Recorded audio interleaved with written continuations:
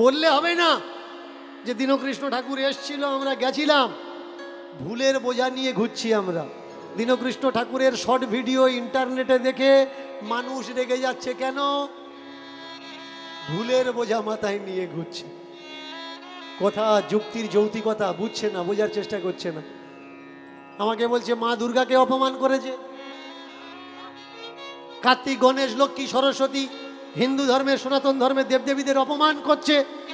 সত্যি কি আমি অপমান করছি? না, ধর্মগ্রন্থ অপমান করছে। সেই সকল কথাগুলো আমি তুলে ধরছি মাত্র।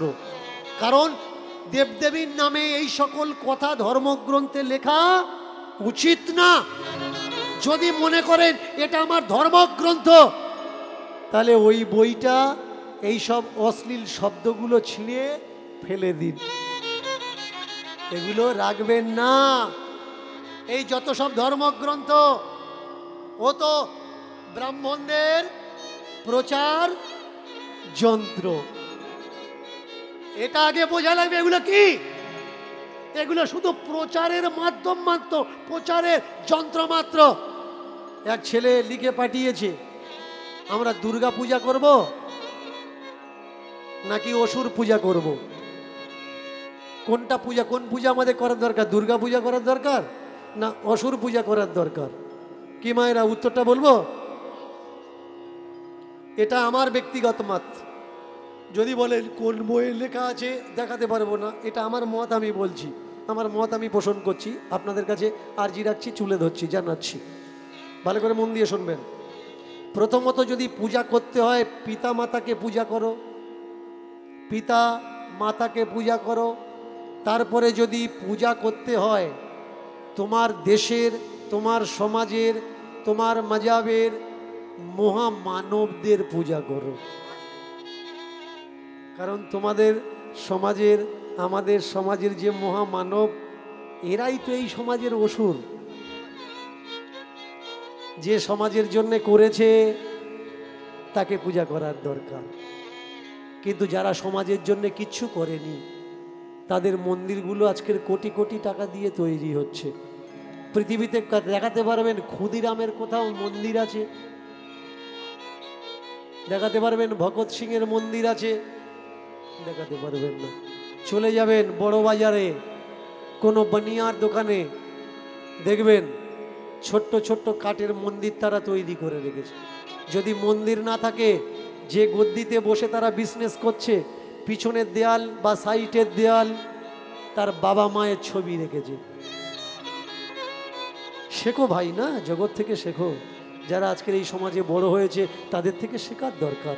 তো তারা কাকে আগে পূজা করছে? তারা দেবদেবী রেখেছে। দেবদেবী রাখার সঙ্গে সঙ্গেও তার সঙ্গে কাকে রেখেছে? বাবা মাকে রেখেছে। আর আপনার বাবা মা, আমার বাবা মা, আপনাদের ছবি, তাদের ছবি, আমাদের বাবা মাদের ছবি আমরা মন্দিরে রাখতে পারবো না। আপনার গুরুদেব এসে মানা করে দেবে, এই দেবদেবীর সঙ্গে বাম্মার ছবি রেখেছিস? মরা মানুষের ছবি জানিস মরার পরে কোথায় যাবি? আপনি বিচার করলেন না, আপনি মনে করলেন আপনি নরকে যাবেন, তাড়াতাড়ি করে বাম্মার ছবি তাহলে কোথায় রাখবো? ওই দেয়ালে রেখে দে। আপনি অন্য ঘরের দেয়ালে রেখে দিলেন আপনার বাম্মার ছবি, আর ঠাকুর ঘরে যে দেবতাগুলো বসে আছে, যে আপনার জন্য কিছু করেনি, কোনোদিন করার জন্য আসবেও না। 3 টাইম জল বাতাসা, ফুল বাতাসা তাদের জন্য আপনি দিয়ে যাচ্ছেন। এবার নিজেকে প্রশ্ন করুন, এরা কেন বলছে ঠাকুর ঘরে আপনার বাম্মার ছবি রাখবেন না? কারণ এরা এসে ভোগ লাগাবে কোথায়? ঠাকুর ঘরে ভোগ লাগাবে। কারণ মহারাজ তো আপনার হাতে খাবে না, ও সঙ্গে রান্নি এনেছে, সেও তার বাম্মা ছেড়ে দিয়ে চলে এসছে, মহারাজের সঙ্গে ঘুরছে স্বর্গে ঢুকবে বলে। মহারাজের পুরো বডি ঢুকেছে, মহারাজ ঢুকে গেলে ওর পেছনে পেছনে আমি স্বর্গে ঢুকবো। মহারাজের ঝুলি বইছে। এবার দেখুন হলো কি, রান্নি আলাদা। এবার রান্না করে মহারাজ ইশারা করছে, ঠাকুর ঘরে তুলে দে, আগে গোবিন্দের ভোগ লাগুক। তুলে দিলে আগে গোবিন্দের। কেন? এটা একটা সিস্টেম। বলো তো ভাই, ওই মহারাজকে দিয়ে তোমার শেখার দরকার। সে যদি তার ভগবানকে সমস্ত রান্না করে যতবার খাচ্ছে ততবার গোবিন্দ চরণে অর্পণ করতে পারে, তোমার বাবা মা তোমার জন্য কিচ্ছু করেনি? তোমার বাবা মার মরা ছবির সামনে কবে এক গ্লাস জল দিয়েছো মনে আছে কি? নিজেকে কোশ্চেন করো। তোমার বাবা মার মরা ছবির সামনে কবে ফুল বাতাসা দিয়েছো নিজেকে প্রশ্ন করো। এদের থেকে শেখার দরকার ভাই। এরা যদি ওদের ভগবানকে দিতে পারে, আমরা কেন দিতে পারি না? এবার ভোগ লাগালে ভগবান খাবে, আর তোমার বাম্মার ছবি যদি হতে থাকে তাহলে ওরাও তো এটা করবে। এর জন্য ভগবানের উচ্ছিষ্ট ওরা খেতে পারবে, কিন্তু তোমার বাম্মার উচ্ছিষ্ট ওরা খেতে পারবে না। শুধু তাই নয়, ওরা প্রথমে এসে তো আগে গোবিন্দ মন্দিরে ঢুকবে, ভগবানের মন্দিরে ঢুকবে, এসে লম্বা হয়ে সামান্য একটু কাত হয়ে ষষ্ঠাঙ্গে একেবারে অষ্টাঙ্গে দ্বাদশ অঙ্গে প্রণাম করবে। বলুন তো, যারা ভগবানের কাছে প্রণাম করছে লম্বা হয়ে, ওখানে যদি আপনার বাম্মার ছবিটা থাকে তাহলে আপনার বাম্মাও তো ওই মহারাজের প্রণাম পাচ্ছে। এর জন্য ওরা বলে দিল ঠাকুর ঘরে মরা বাম্মার ছবিটা রাখবেন না। চমৎকার বিষয়। কাকে পূজা করবেন? এই দেশের মহামানবদের পূজা করবেন। সামনে আসছে সরস্বতী পূজা, মহাভারত খুলে দেখে নেবেন। সরস্বতী একটা স্রোতের নাম, খুলে নেবেন, দেখে নেবেন শাস্ত্রগ্রন্থ। সরস্বতী কোনো দেবী নয়, কোনো মূর্তি নয়। সরস্বতী জল, একটা নদীর নাম, যে অমৃতসর আম্বালা, পাঞ্জাবের আম্বালা পর্যন্ত এসে বিলুপ্ত হয়ে গেছে। সরস্বতী একটা স্রোত মাত্র, কোনো দেবী নয়। আগামীতে আসছে সরস্বতী পূজা, সরস্বতী পূজা করবেন। কিন্তু জ্যোতিবা ফুলে, সাবিত্রীবাই ফুলে কখনো নাম শুনেছেন?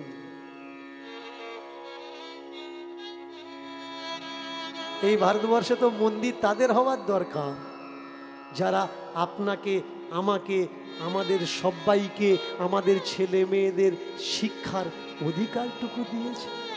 কোথাও দেখাতে পারবেন বাবা সাহেব আম্বেদকরের কোনো মন্দির আছে যে আমাদের বাঁচার অধিকার দিয়েছে? আজকের এই যে রাত্রিতে দাঁড়িয়ে কথা বলছি, কথা বলার অধিকারটুকু আমাদেরকে ছিল না, কেড়ে নিয়েছিল আপনাদের এরিয়ার ছেলে প্রশান্ত। মোবাইল ফোন বাড়িতে এসে কেড়ে নিয়ে গেল, আজকে তার জামিন হয়েছে। কোয়াশ করে প্রশান্ত বলেছে যে দাদা আমরা ছাড়বো না, ছাড়া উচিত না। যদি কেউ মিথ্যে এফআইআর করে আপনার মুখ বন্ধ করার চেষ্টা করে তো আপনার রুখে দাঁড়ানোর দরকার। কনস্টিটিউশন আপনাকে সেই অধিকার দেয় আপনাকে প্রমাণ করার যে আপনি দোষী নয়। তাহলে আজকের স্বাধীনতা কেড়ে নিচ্ছে কেন? কারণ প্রশান্ত সত্য তথ্যগুলো, প্রশান্ত যেসব কথাগুলো বলছে ওর নিজের কথা তো নয়, ধর্মগ্রন্থে লেখা আছে, খুলে খুলে দেখে বলে দিচ্ছে। এটাই তো ওদের রাগ। বলছে কেন? আমাদের পর্দা ফাঁস হয়ে যাচ্ছে। প্রশান্ত যে লড়ছে, কাদের জন্য লড়ছে? এই সমাজের জন্য আওয়াজ উঠিয়েছে। কিন্তু কষ্ট কোন জায়গায় লাগে জানেন?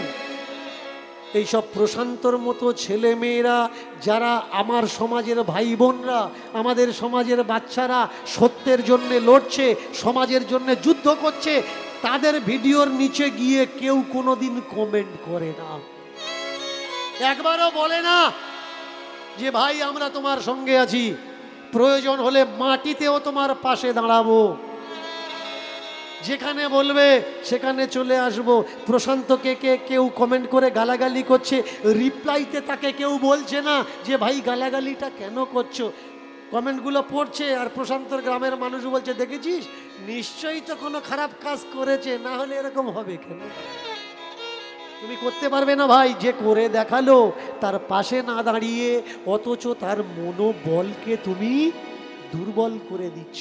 আমাদের স্কুলে আগে কোনটা পড়ানোর দরকার? আমাদের সরকারের কাছে আবেদন করার দরকার যে 7-8 থেকে আমাদের সংবিধান আমাদের স্কুলের সিলেবাস হোক। তবে একটা সাধারণ মানুষ সে বুঝতে পারবে তার বলার অধিকার কতটা, সংবিধান তার জন্য কি দিয়ে রেখেছে। এই সংবিধান যতক্ষণ স্কুল কলেজের সিলেবাসে না আসবে, আমরা কেউ জানতে পারবো না যে আমাদের কতটুকু অধিকার। ছোট্ট ছেলেটা ঘর ছেড়ে ঈশ্বর পাওয়ার জন্য বেরিয়ে এসে গেল। কত ঝোলাধারী, মালাধারী, তিলকধারী রাস্তায় খুঁজে পেল। কত পাগল, কত গোসাই, কত ফকির সঙ্গ সে করলো। বহু বছর কেটে গেল রাস্তায় ঘুরতে ঘুরতে। একদিন বসে আছে চোখ বন্ধ করে হিমালয়ের গুফার ভিতরে। এক ফকির পাগল সেখানে দাঁড়িয়ে, এই খোকা, খালি গায়ে কেন গুফার ভিতরে এত ঠান্ডা? চোখ বন্ধ করে খুঁজছিস তুই কাকে? চোখ মেলে বলে, আমি ঈশ্বর খুঁজছি, পরম পিতা খুঁজছি, পরমেশ্বর খুঁজছি, যে এই সৃষ্টিকে রচনা করেছে। পাগল বলে ওঠে, ও যোগী, ও যোগী, কেন বসে আছো নয়ন মুদে? ও যোগী, ও যোগী, কেন বসে আছো নয়ন মুদে? ও যোগী, ও যোগী, কেন বসে আছো নয়ন মুদে? ও যোগী, ও যোগী, কেন বসে আছো নয়ন মুদে? ও যোগী, ও যোগী, কেন বসে আছো নয়ন মুদে? কাকে খুঁজিছ নাকি অন্ধকার দেখিছ? কাকে খুঁজিছ নাকি অন্ধকার দেখিছ? তুমি কাকে খুঁজিছ নাকি অন্ধকার দেখিছ? তুমি তাকে খুঁজিছ নাকি অন্ধকার দেখিছ? নাকি ভালো লাগে না এই সুন্দর পৃথিবীতে? ও যোগী, ও যোগী, কেন বসে আছো নয়ন মুদে? ও যোগী, ও যোগী, কেন বসে আছো নয়ন মুদে? যোগী, ও যোগী, ও যোগী, ও যোগী, ও যোগী, ও যোগী, ও যোগী, ও যোগী, কেন খেয়ে না খেয়ে অনিদ্রাতে শুকিয়ে হচ্ছ রোগী? কেন না খেয়ে না খেয়ে শুকিয়ে থেকে হচ্ছ তুমি রোগী? ও যোগী, ও যোগী, ও যোগী, ও যোগী, ও যোগী, ও যোগী, ও যোগী,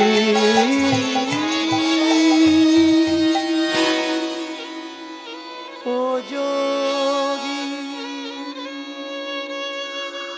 পাগলের কথায় দিমাগ সাড়া দিয়ে দিল। কে কে কে তুমি? কি বললে কথাগুলো আর একবার বলো। এই যে আমি বলছিলাম চোখ বন্ধ করে হিমালয়ের গুফাতে খালি গায়ে কেন বসে আছো? খেয়ে না খেয়ে অনিদ্রায় অনাহারে শরীরকে রোগী কেন তৈরি করছো? চোখ বন্ধ করে কাকে খুঁজছো? এই সুন্দর পৃথিবী কি দেখার ইচ্ছা নেই, নাকি অন্ধকার তুমি দেখতে ভালোবাসো? তাই তো ছোট্টবেলায় বাড়ি ছেড়েছিলাম। বাড়ি ছাড়ার আগের দিন এক জায়গায় ধর্মকথা শুনতে গেছিলাম। ধর্মকথা শুনতে গিয়ে আমার বুদ্ধিতে আঘাত পেলাম। জন্মদাতা পিতামাতা নাকি আসল পিতামাতা নয়, আর একটা পিতামাতা আছে, সেই নাকি আসল পিতামাতা হয়, যার নাম পরমেশ্বর, অনেকে ভগবান তাকে কয়। সেই পিতামাতাকে দেখার জন্যে নিজের মা ছেড়ে হিমালয়ে আশ্রয় নিলাম। মূর্খ কোথাকার, ভগবান কি দেখা যায় রে? শক্তিকে অনুভব করতে হয়, দেখার চেষ্টার কোনো প্রয়োজন নেই। তোমার বিচারে যদি তুমি মনে করো ঈশ্বর বা ভগবান, যে ধর্মগ্রন্থ থেকে জেনেছো ঈশ্বর আছে বা ভগবান আছে, সেই ধর্মগ্রন্থ পড়ে আবার দেখো যে সে কোন জায়গায় নেই। সর্বত্র বিরাজমান অশ্বতস্য ভগবান, ভগবান সর্বত্র বিরাজ করছেন। তিনি আছেন অনলে অনিলে চির অভনীলে, আছে জলদের গায়ে, আছে বিটুপি লতায়। কোন জায়গায় তিনি নেই? তিনি মাটিতে আছেন, তিনি গহ্বরে আছেন, তিনি বাতাসে আছেন, তিনি শূন্যে আছেন। তুমি যেখানে আছো সেখানেও আছে, তুমি যেখানে নেই তিনি সেখানে আছে। যেখানে আলো আছে সেখানেও তিনি আছে, যেখানে আলোর প্রবেশিকাও নেই সেখানেও তিনি আছে। তিনি সর্বত্র বিরাজমান। প্রকৃতিস্থ প্রকৃতি শক্তি উদ্ভবঃ। প্রকৃতির শক্তি হচ্ছে সর্বশ্রেষ্ঠ শক্তি। প্রকৃতির শক্তির আগে আর অন্য কোনো শক্তি নেই। আর যদি বলতে হয় আপন কে, আপন তোর পিতামাতা ভাই, জন্মদাতা জন্মদাयिनी। घूम रहे थे अकेला हिमालय के गुफा में, आज आके एक पागल रूपी गुरु मिला, जिसका वाणी सुनकर खुद का हिमाग आज हिला डाला। क्या कह रहे हो? बाप और माँ सबसे बड़ा आपन। हाँ भैया, जो तुम्हें जन्म दिया है, जो तुम्हें गर्भ पे रखे हैं, जो कष्ट सहे हैं, वही तुम्हारा सबसे बड़ा आपन है। इस पृथ्वी में तुम्हारे लिए कोई रोए या ना रोए, तुम्हारे बाप माँ हाजिर हैं। इस पृथ्वी में तुम्हारे पास दुख के समय कोई रहे या ना रहे, तुम्हारे बाप माँ खड़ा है हर समय हर पल तुम्हारे पास रहने के लिए।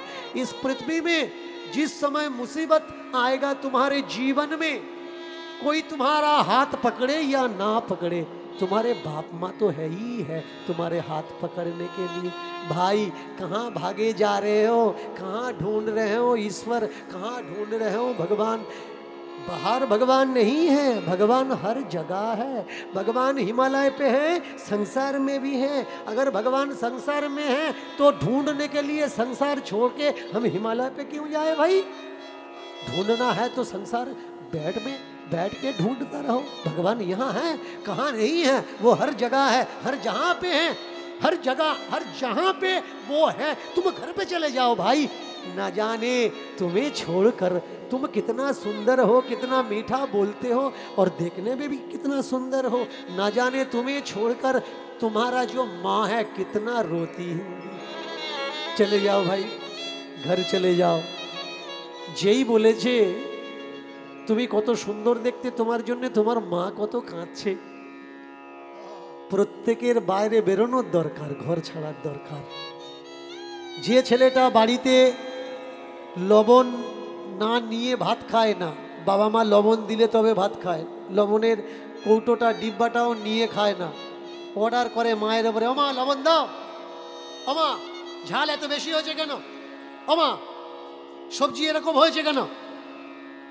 সেই ছেলেটা যেদিন বাড়ি ছাড়বে, লবণ তো দূরের কথা, যেদিন ক্ষুধার চোটে তার নাড়ি জ্বলবে, খাবার পাবে না, সেই দিন সে বুঝবে জীবনে তার মার কত বড় প্রয়োজন।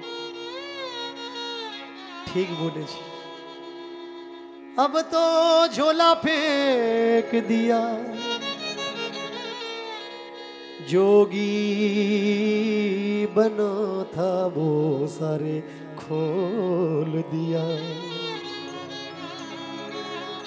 चलते चलते आप चल पड़े घर के ओ घर। घर कहाँ पे है? ऊपर घर नहीं है। घर में तो भगवान हम सभी को भेज दिया, यह है तुम्हारा घर। पर इस जग में आके, संसार में, घर में आके कुछ बुद्धि सोचते हैं कि ये हमारा घर नहीं, वो हमारा घर है। अगर वो हमारा घर होता तो हम यहाँ आए किस लिए हैं? आगे বোঝা লাগে। আমরা এখানে এসেছি কেন? কর্ম করার জন্য, কাজ করার জন্য, জ্ঞান অর্জন করার জন্য। আমরা যদি আপনজনগুলো মায়ার আপনজন হবে, তাহলে ভগবান আমাদের আপন দিয়েছেন কেন? ঈশ্বর পরবর্তীকার মালিক খুদা রব আমাদের আপন দিয়েছে কেন? কারণ এই পৃথিবীতে এসে যাতে আমাদের একা থাকতে না হয়, তাই আমাদের ভাই দিয়েছে, দাদা দিয়েছে, কাকা দিয়েছে, জ্যাঠামশাই দিয়েছে, ভগ্নী দিয়েছে, মা দিয়েছে, বাবা দিয়েছে। কেন? এই বিশ্ব সংসারে যাতে আমরা একা না হয়ে যাই। এই বাবা মা আত্মীয় পাওয়ার পরেও যারা আমরা এদেরকে ছেড়ে দিয়ে একা হয়ে হিমালয়ে চলে যাচ্ছি, ঈশ্বরও তাদের কোনোদিন ক্ষমা করবে না। ঈশ্বর বলবে, সব দিলাম তোকে, তুই একা থাকবি না বলে। সেই আমার দেওয়া বাবা মা, আমার দেওয়া ভাই বোন, আমার দেওয়া আত্মীয় পরিজন ত্যাগ দিয়ে তুই একা চলে আসলি। তোকে আমি একা করে দিলাম রে ভাই, একা করে দিলাম, একা করে দিলাম রে ভাই, একা করে দিলাম, একা করে দিলাম ভাই রে, একা করে দিলাম, একা করে দিলাম ভাই রে, একা করে দিলাম। একা কেউ হইও না, একা কেউ হইও না, একা কেউ হইও না, একা কেউ হইও না। সাধু হওয়ার তরে ভাই ঘরে কেউ ছেড়ো না, সাধু হওয়ার তরে ভাই ঘরে কেউ ছেড়ো না, সাধু হওয়ার তরে ভাই ঘরে কেউ ছেড়ো না, সাধু হওয়ার তরে ভাই ঘরে কেউ ছেড়ো না, তিলক কাটার তরে ভাই ঘরে কেউ ছেড়ো না, তিলক কাটার তরে ভাই ঘরে কেউ ছেড়ো না, মালা নেওয়ার তরে ভাই ঘরে কেউ ছেড়ো না, মালা নেওয়ার তরে ভাই ঘরে কেউ ছেড়ো না। সাধু হও, সাধু হও, সাধু হও। সাধু হওয়া ভালো রে ভাই, সাধু হওয়া ভালো। সাধু সাজা ভালো নয়, সাজা ভালো নয়, সাধু সাজা ভালো নয়, সাজা ভালো নয়, সাধু সাজা ভালো নয়, সাজা ভালো নয়। আর সাধু সাজা ভালো নয়, সাজা ভালো নয়। সাধু হও, সাধু হও, জীবনে শান্তি পাবে। সাধু না হয়ে যদি সাজু হো সেজে ঘোরো, তোমার জন্ম বিফল হবে রে ভাই, জন্ম বিফল হবে, জনম বিফল হবে রে ভাই, জনম বিফল হবে, তোমার জন্ম বিফল হবে রে ভাই, জন্ম বিফল হবে, জনম বিফল হবে রে ভাই, জনম বিফল হবে। তুমি রসাতলে যাবে রে ভাই, রসাতলে যাবে, তুমি রসাতলে যাবে রে ভাই, রসাতলে যাবে। জীবন দুঃখে ভরবে রে ভাই, জীবন দুঃখে ভরবে, জীবন দুঃখে ভরবে রে ভাই, জীবন দুঃখে ভরবে। সব দুঃখ ভুলে হলো জ্ঞানের উদয়। বাড়ি ছেড়েছে তাই পাগলের দ্বারা তার চৈতন্য প্রাপ্তি হয়। হিমালয় থেকে তেজি নিয়েছে, এখন যাবে সংসারে ফিরে। এবার পায়ে পায়ে হাঁটতে হাঁটতে এসেছে একেবারে ভোর সকালবেলা।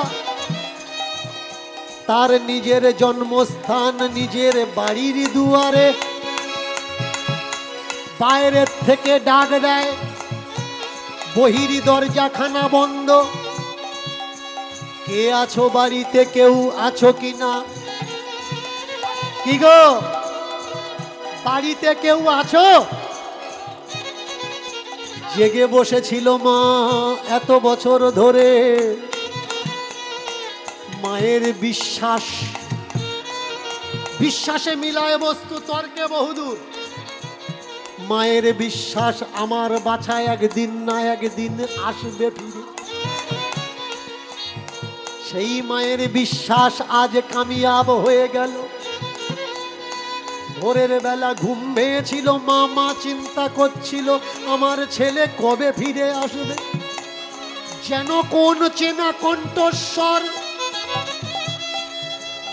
ওই আধা সকাল বেলা পূবের আকাশে সবে মাত্র প্রকাশ ঘটেছে।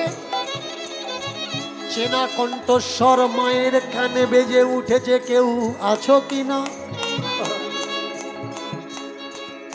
ছেলেটা এসে দাঁড়িয়েছে দরজায়, ডাকে মা মা মা। দরজা খুলে ছুটে এসে দেখে এ কোন যোগী দাঁড়িয়ে আছে তার আঙিনায়। কে বাবা তুই? কোন আশ্রম থেকে আসছিস? মাগো আমি কোনো বাবাজি না, আমি কোনো বাবাজি না, আমি আশ্রম থেকে আসছি না মা, আমি আশ্রমে এসেছি। এটাই আমার আশ্রম, এটাই আমার আশ্রম। কে কে তুই?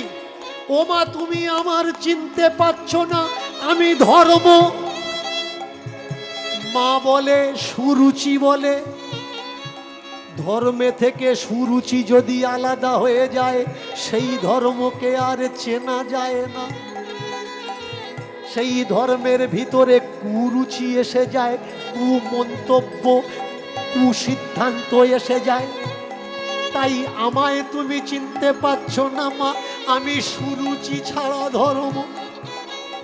ছেলেকে বহুদিন পরে দেখে মা কি আর থাকতে পারে। দুহাত বাড়িয়ে ডাকে আয় না বাছা, ফিরে আমার বুকে। ওগো মা কত ব্যথা দিয়েছি তোমার ওই প্রেম ভরা বুকে। ছুটে গিয়ে আমি তোমার পা দুখানা ছুঁইব, কোন লজ্জায় কোন মুখে। তুমি আমার ক্ষমা করো মা, আমায় আমায় আমায় ক্ষমা কর বাছারে।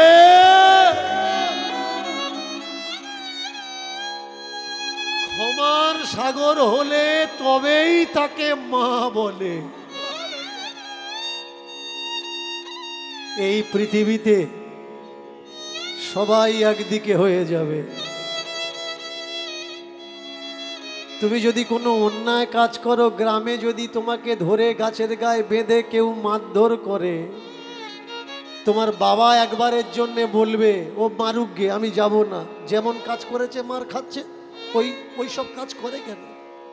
কিন্তু মা ছুটে এসে বাবার কাছে বলবে একবার যাও না গো, একবার যাও না। যত অন্যায় করুক ছেলেটা তো আমাদের ছেলে। যখন দেখে কেউ যাচ্ছে না, মা ছুটে গিয়ে ঢাল হয়ে দাঁড়ায় তার বাচ্চাকে নিয়ে বুকে। পৃথিবীতে মায়ের সম কোনোদিন হয় না তুলনা। মা আপনাকে ভালোবাসে কত বুঝবেন কি করে?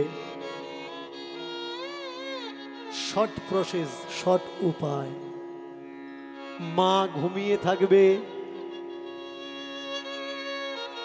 মায়ের ঘুমন্ত মুখটা কখনো দেখো আর চিন্তা করো ইনি আমার মা।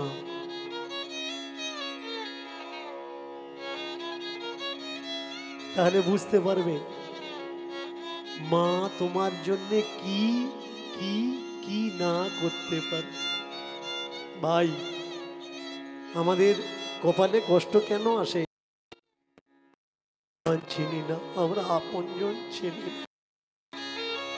আমাদের এই জগতে বিশ্ব সংসারে ভগবান আমাদের কাছে কে? বাবা মা। কখনো দেখবেন না আপনি অন্যায় করছেন আর আপনার মা ভগবানের কাছে প্রার্থনা করছে আমার ছেলের ক্ষতি হোক। যেসব ছেলে মেয়েরা বাবা মাকে ভাত দেয় না, দেখে না, খেতে দেয় না, মা পারলে অভিশাপ দিতে পারে, কিন্তু সেই মাকে জিজ্ঞাসা করবেন যে মা ছেলে মেয়ের কাছ থেকে ভাত পাচ্ছে না, সে মন্দিরে গিয়ে কখনো প্রার্থনা করেন না ঠাকুর ওর ক্ষতি করো? সে হয়তো মুখে বলে, রাগের মাথায় অনেক কিছু বলে, কিন্তু সত্যি সত্যি যেদিন মন্দিরে ঢোকে ঠাকুরের কাছে প্রার্থনা করে বলে ঠাকুর আমার ছেলের ভালো লাগে, মঙ্গল কর, আমার ছেলের কল্যাণ কর। মোহ আর একটা আকার, একটা শব্দ আর একটা মাত্রা, এর গেহেরাই, এর গভীরতা অনেক ভাই মিটার দিয়ে মাপা যায় না। যেমন ভগবানকে অনুভব করতে হয় অনুভূতি দ্বারা, তেমনি মাকে, মায়ের প্রেমকে, ভালোবাসাকে অনুভব করতে হয়, অনুভবে মাকে পাওয়া যায়। ও মা, কোন সাহসে আমি তোমার পায়ে হাত দেব মা? মা বললে বাবা তুই যদি আমার কাছে না আসতে পারিস আমি তো তোর কাছে যেতে পারি না। মা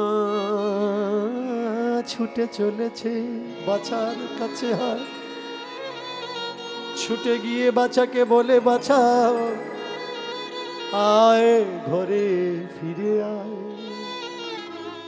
গেলি তুই ঈশ্বর দেখতে, ভগবান দেখতে, আসল অরিজিনাল বাবা দেখতে, মায়ার বাবা মা ছেড়ে বল পেয়েছি কি তাই? ধর্ম বলে মাগো তুমি হলে আমার আসল মা, আর মা পৃথিবীতে না।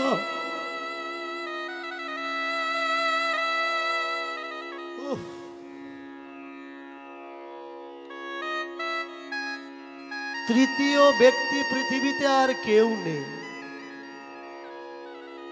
যাকে বেশিরভাগ মানুষ খুঁজছে। শুধু দোকানের দোকানদারির বিজনেসের ফসল মাত্র। বাবা মাই হলো তোমার কাছে সব থেকে বড় ভগবান। যদি পারো আজকে যারা এসেছো কথাটা দিমাগে লোড করে রাখো। কোনো মূর্তির আগে মাথা টেকার আগে আগে তো বিচার করে দেখে নিও বাবা মাকে প্রণাম করো তো, ভাই বোনকে ভালোবাসো তো, সংসারের বেশটা আগে তৈরি করো। বেশ ভালো হলে শেষ ভালো হবে, আর সংসারের বেশ যদি ভালো না হয় জীবনের শেষ টাইমটা কেঁদে কেঁদে তোমার পার হয়ে যাবে। এখন যেমন তুমি তাদের দেখছো না, অন্তিম টাইমে তোমাকেও কেউ দেখবে না। আহা, মা ধরেছে খোকার, খোকাও ধরেছে মা। এত বড় হয়েছে তবুও যেন সেই মায়ের কাছে সেই খোকা ছোট্ট খোকাই রয়ে গেছে।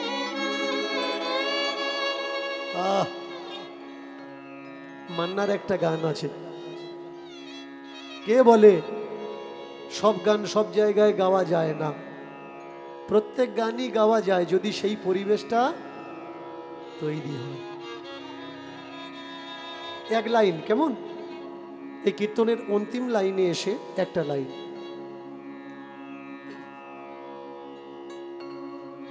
সবাই তো ভেবে নিল আমি বড় হয়েছি, মাই শুধু বুঝলো না,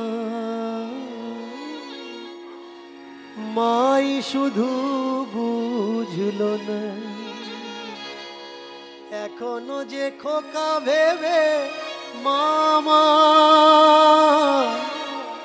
এখনো যে খোকা ভেবে মামা, এখনো যে খোকা ভেবে মামা, কড়া কড়া বকুনি দিয়ে যা। আহা, মা, মার কাছে ছেলে বা মেয়ে কখনো বড় হয় না।